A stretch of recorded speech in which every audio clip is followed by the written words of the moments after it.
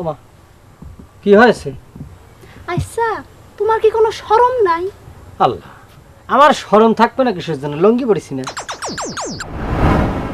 নেকা সাজতিছ? হ্যাঁ, নেকা সাজতিছ? আরে কিসের ন্যাকা সাজ দিছো? কি কও না কও, আমি তোমার কথার মাথা মুন্ডু তো কিছুই বুঝতে পারতেছি না। বুঝলি পরে তাও তাহলে আর লোকের মেয়েদের সাথে ঢলাঢলি করা যাবে না, তাই না? এদিকে ব্যবসা লাটে উঠতেছে, তার কোনো খবর আছে? আরে কি বলতেছে পাগলের মতো? আমি তো এমন কিছু করিনি। তা করবা কেন? তুমি তো সাধু পীর বাবাজি।